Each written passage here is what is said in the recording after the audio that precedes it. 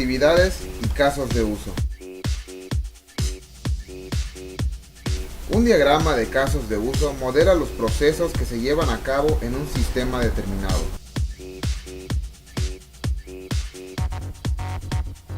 Representa la funcionalidad que ofrece el sistema en lo que se refiere a su interacción externa.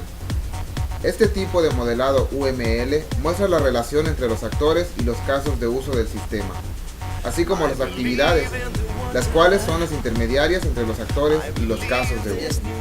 Hasta este momento conocemos qué es a grandes rasgos un diagrama de casos de uso, pero ¿cuáles son los elementos que componen a un diagrama de casos de uso? ¿Por qué?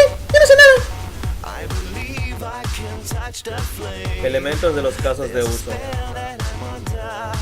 Actores.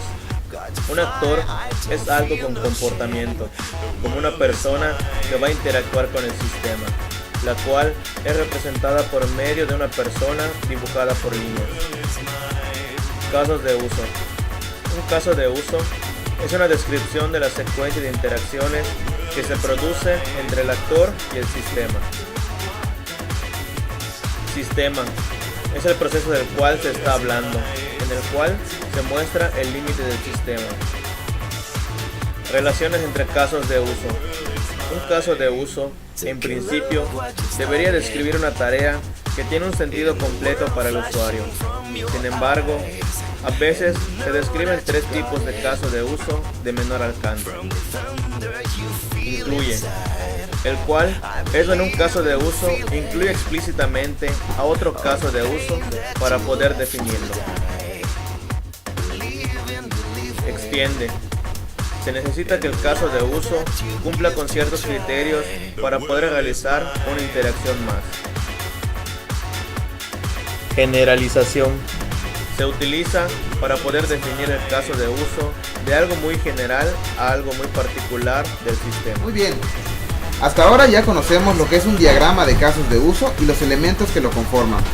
Por último, para que quede más claro, vamos a aterrizar toda la información en un ejemplo, para el cual utilizaremos uno de los procesos de la aplicación ODE. Pero antes de iniciar, conozcamos un poco el organizador digital estudiantil.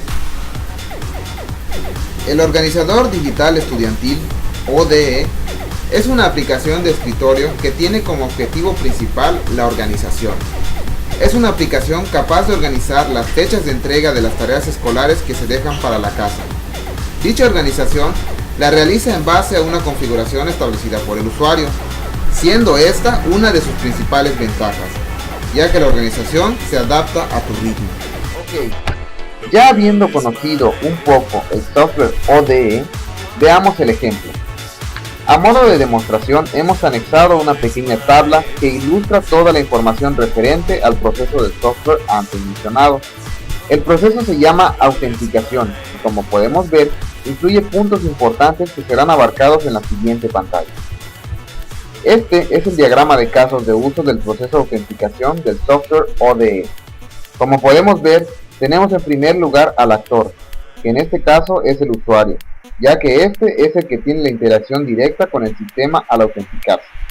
Seguidamente podemos visualizar el proceso general autenticación, que es el que está encerrado en el cuadro, y los casos de uso del mismo, que son los que están en los pequeños globos. Habiendo reconocido los elementos, procedemos a entender el diagrama. Como podemos ver, las relaciones apuntan hacia el caso de uso validación de usuario, dado que el usuario va a ingresar ahí su nombre y contraseña. Seguidamente, el caso de uso validación de usuario requiere de los casos de uso verificar nombre de usuario y verificar contraseña respectivamente, para poder verificar la autenticidad de la información ingresada. Por último, tenemos como resultado el acceso al sistema del usuario. Antes de terminar, tal vez se preguntarán por qué el actor usuario aparece dos veces.